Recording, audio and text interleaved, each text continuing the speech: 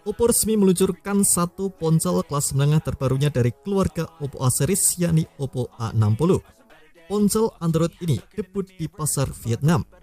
Fitur unggulan dari Oppo A60 terletak di aspek desain, di mana punggung ponsel varian warna biru dilapisi dengan cangkang mengkilap dengan motif yang menyerupai ombak air laut.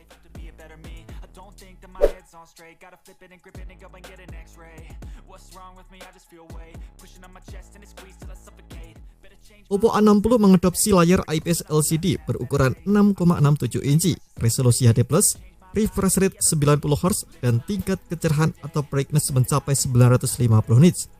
Baterai juga menjadi salah satu nilai jual Oppo A60, sebab ponsel ini memiliki baterai jumbo dengan kapasitas 5000 mAh yang mendukung pengisian cepat SuperVOOC berdaya 45 watt.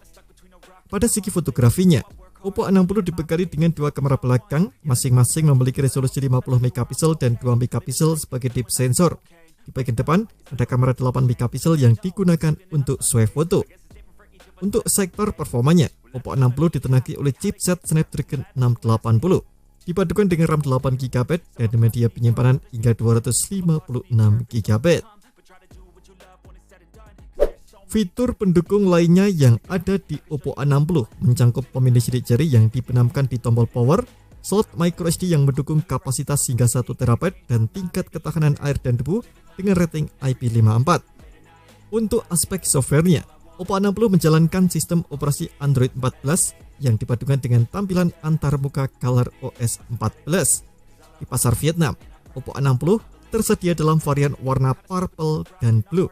Ponsel ini dijual dengan harga 5,5 juta dong Vietnam atau sekitar 3,5 juta untuk varian RAM 8 per 128GB atau 6,5 juta dong Vietnam atau sekitar 4,1 juta untuk varian RAM 8 per 256GB.